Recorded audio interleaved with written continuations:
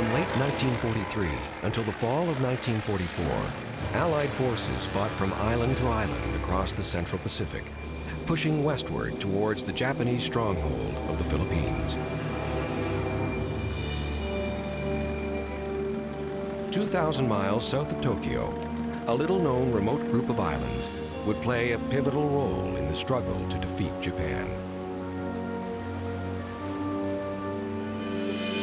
200 feet below the water surface, the mortal remains of a Japanese sailor were grim evidence of a fierce battle.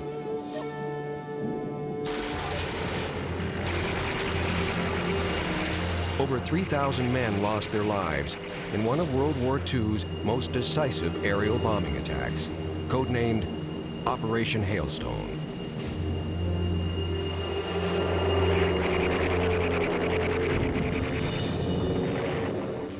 Today, we'll explore the sunken fleet of Chuuk, the largest collection of accessible shipwrecks from World War II.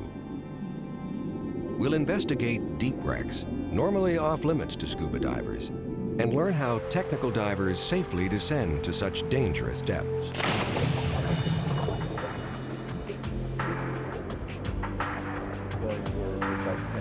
We'll also examine the work of author and historian Klaus Lindemann and his efforts to preserve the aging and fragile shipwrecks of Chuuk.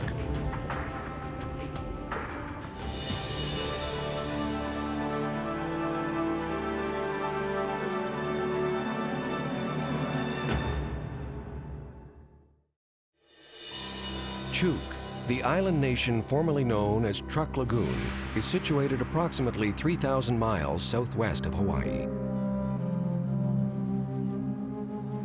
At the beginning of the Second World War, the Japanese secretly turned a remote group of islands in Micronesia into a strategic naval base, unparalleled in the Pacific. The location was perfect for the Imperial fleet. The top of an extinct volcano formed a 40-mile-wide saucer of water, surrounded by 140 miles of fringing coral reef. The lagoon was well protected from oceanic swells and storms. The islands and sheltered harbor of Chuuk earned it the nickname Gibraltar of the Pacific.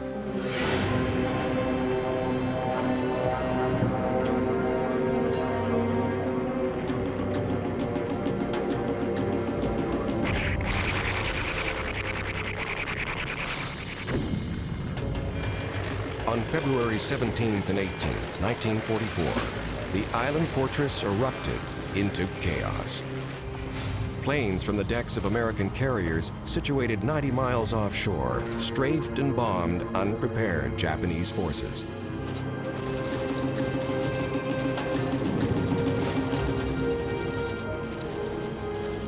Ship after ship was sent to a watery grave.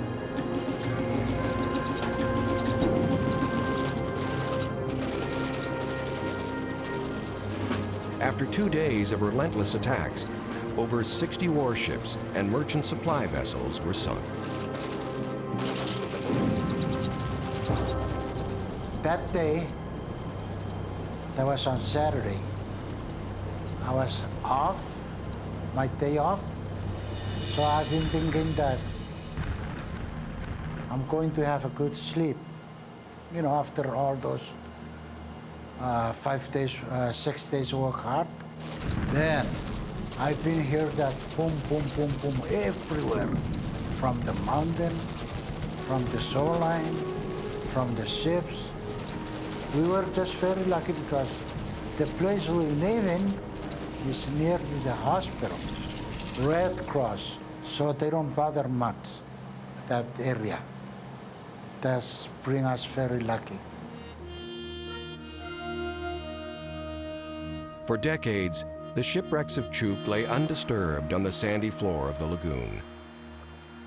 A few relics of the battle littered the shoreline, but the location of the many ships had been long forgotten.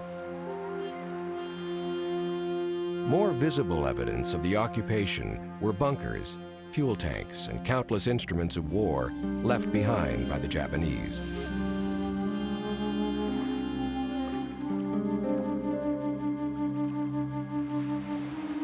In the harbor, oil slicks from ruptured fuel drums and tanks were a mysterious clue to what lay beneath the placid surface.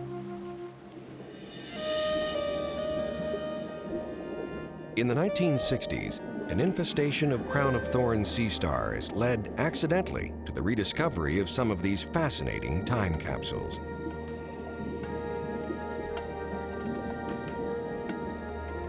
While scuba diving, fisheries officials stumbled upon several of the ships.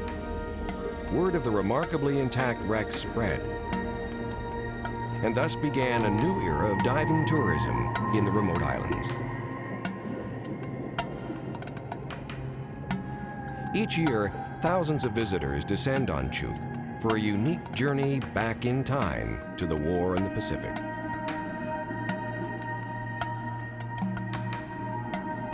Countless artifacts litter the decks and holds of these well-preserved shipwrecks.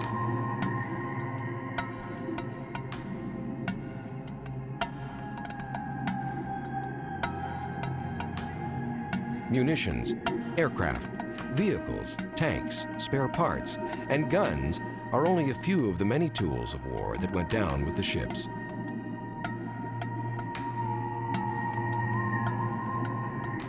Relics such as china and other personal artifacts offer a fascinating glimpse into the everyday lives of Japanese sailors.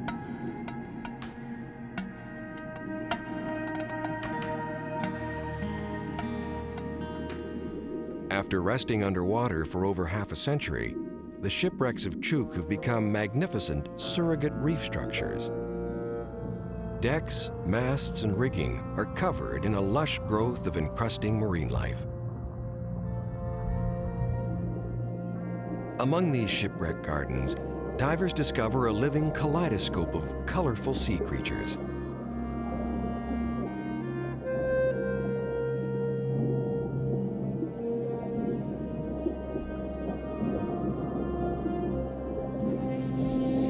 Scores of Japanese servicemen were killed in the attack on Chuuk. In 1984, most of the mortal remains were returned to the surface.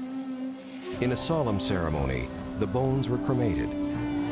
The ashes were later returned to Japan for burial.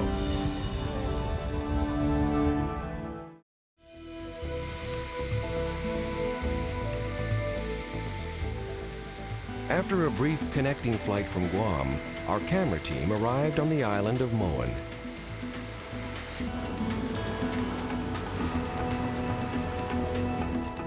On Moen, we joined a deep diving expedition aboard the charter vessel Truck Aggressor 2.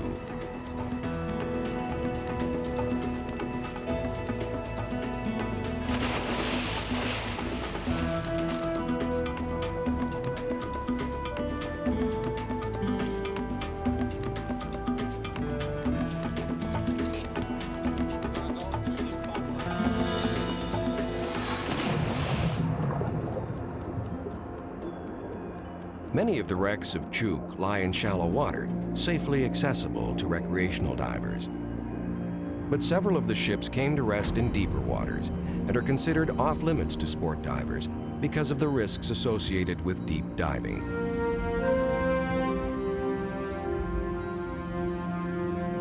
With specialized equipment and training, technical or extended range divers are able to explore depths far beyond the limits imposed on recreational divers.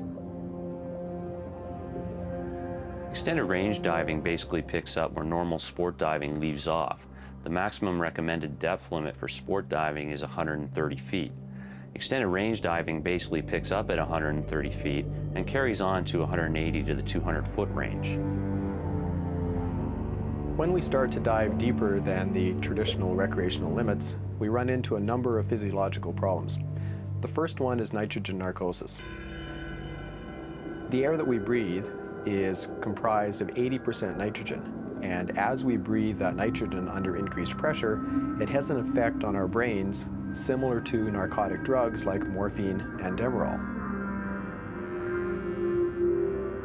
You basically start to lose your good judgment, your peripheral vision starts to collapse, you have tunnel vision, and that combined with that narcotic effect can cause you to start to make errors. Your thought processes start to slow down, your reaction time is slowed down, your judgment is impaired, and that makes a diver dangerous. The key to surviving nitrogen narcosis is just to be aware that it's occurring. In addition to the dangers associated with nitrogen narcosis, divers face another serious threat: decompression sickness, more commonly known as the bends. When breathing underwater, nitrogen is absorbed into our tissues. The deeper the dive and the longer the stay, the more nitrogen is absorbed. When ascending, decreasing pressure causes nitrogen to leave the body through normal respiration. But if the rate of ascent is too fast, the dissolved nitrogen is unable to dissipate safely, and bubbles can form in the bloodstream and tissues.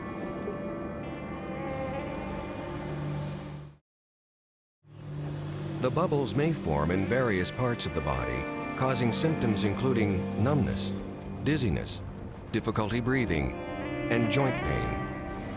In severe cases, the bubbles can form in the spinal cord or brain, causing paralysis and even death.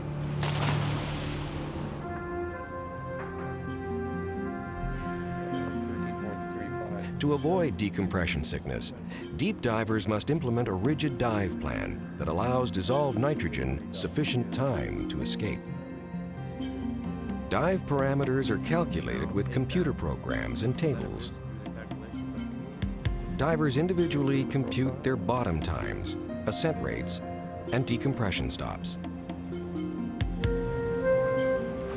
Deep divers also utilize a number of specialized tools: double tanks, redundant computers, extra lights, and safety lines are only a few of the many precautions that must be taken.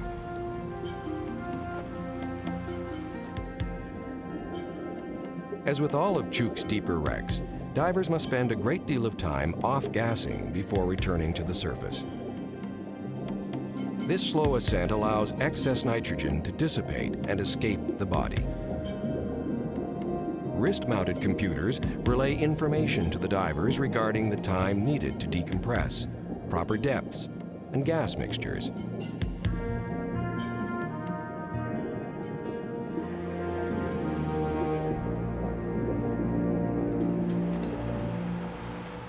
Decompression tanks are filled with an enriched air mixture with increased oxygen called nitrox. As an added measure of safety, nitrox gases are also supplied from the surface vessel.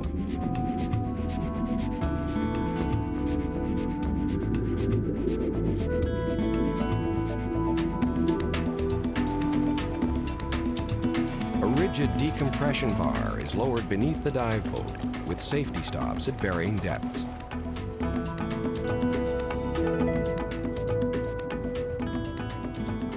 One of the problems with decompressing for up to an hour at a time is boredom.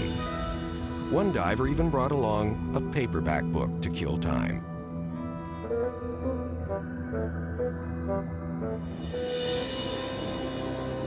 With the passage of time and the corrosive nature of salt water, the wrecks of Chuuk Lagoon are showing marked signs of deterioration. Once thick iron hulls have oxidized to the point where some pieces now break apart like twigs.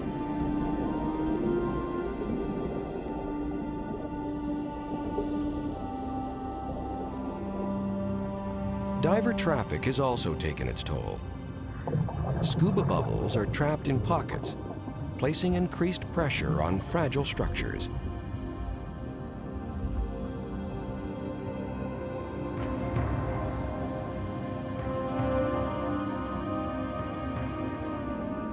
Divers disturb artifacts and stir up sediment and debris. Regrettably, negligent divers contribute significantly to the demise of the very wrecks they have come to admire. We are here at the Magistan. This is our dive boat here. We are going down. Noted historian and author Klaus Lindemann has devised a simple code of conduct for visiting divers to help preserve the delicate wrecks. divers do have an impact on the wrecks, and I don't mean like they are coming down and crash on the wrecks, but I mean they touch things, and by touching things they set in a process which they probably don't realize. The wrecks are encrusted by marine growth that form a barrier between the steel of that ship and the seawater, and the seawater, of course, is highly corrosive. When you touch this biosphere, these little things die off and they flake off, and so subsequently, you know, the seawater can get to the steel again and corrode it much faster than before. The slogan which we have developed, or which I have developed for minimum impact diving, is dive so considerate to your environment that the diver who follows you has no idea that you have been here before.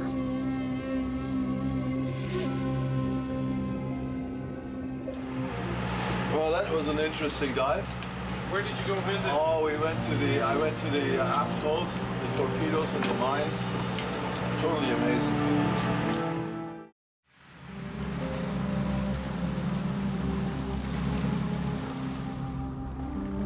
The target of this deep diving expedition are three of the most notable ships of Chuuk. The San Francisco, Amagasan, and Ikoku Maru.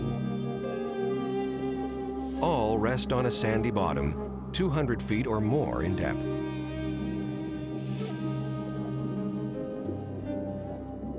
The San Francisco Maru is considered the premier shipwreck of Chuuk, and for good reason.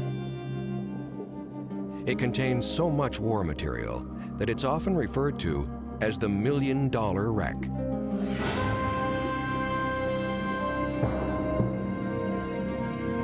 Three intact battle tanks rest on the foredeck. Torpedoes, mines, and bombs fill the ship's holds to the brim. Countless crates of ammunition are piled high between decks. Boxes of 3-inch shells litter the superstructure.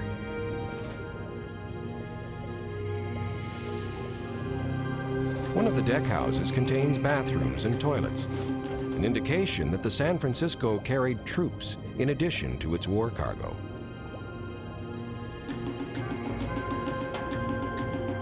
The Ikoku Maru is one of the most imposing wrecks in Chuuk.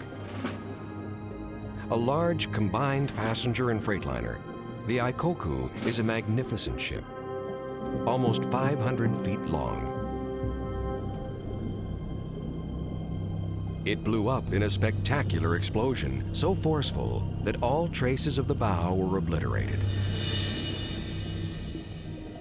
A commemorative plaque and small Buddhist sculpture were placed on the ship as a memorial to the many lives lost in the sinking.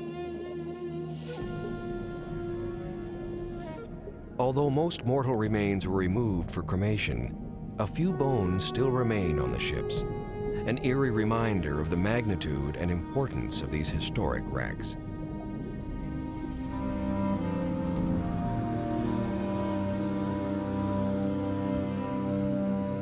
The Amagasan Maru is another fascinating combined freighter. Its large holds offer a fantastic array of artifacts. A sizable passenger sedan was probably the personal vehicle of a high-ranking officer. Bicycles were a more modest and common means of transportation. Tattered drums still leak oil and fuel to the surface to this day. More personal artifacts, like this galley china, remain virtually intact, untouched by seawater and the passage of time.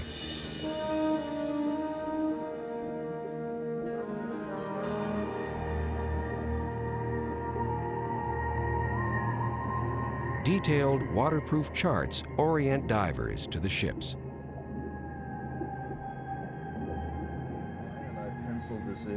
With immense areas to explore and a short time frame in which to safely dive, the maps are an essential and reassuring tool.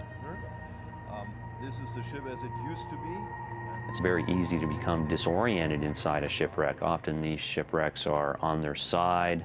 You have walls that are ceilings and ceilings that are walls, stairways that are hanging over your head. Nothing's where it's supposed to be. You have decks that have collapsed and so forth. And it's very, very easy to become disoriented, even when you can see.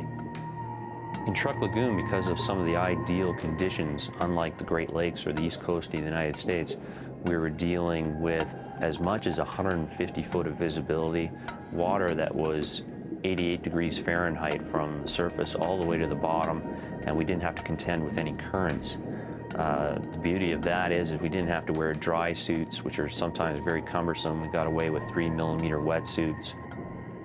We could dive and spend as much time on the bottom as our gas supply would permit, because we didn't have to worry about freezing to death while we were performing our decompression. When diving in the Great Lakes or diving on the East Coast of the United States, for example, you really have to keep in mind that while your decompression is building up, how much cold are you going to be able to tolerate during those decompression stops? And that's not really a factor in Chuuk Lagoon.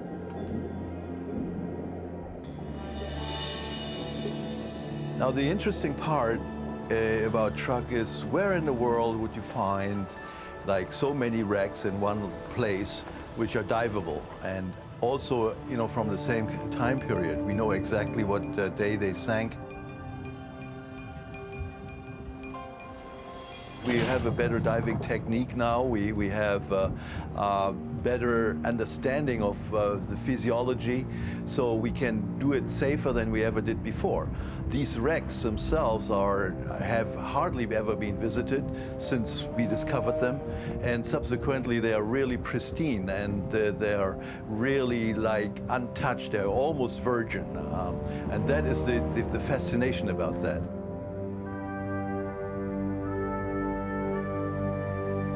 And what makes all the wrecks in Chuuk Lagoon interesting is just the richness and the artifact density that each wreck has. There's artifacts everywhere.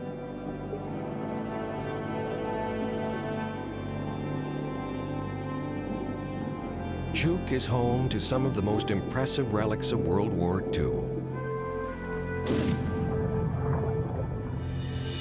Now, using specialized equipment and training, technical divers are able to explore the deepest and most intriguing wrecks of this ghost fleet of the Pacific.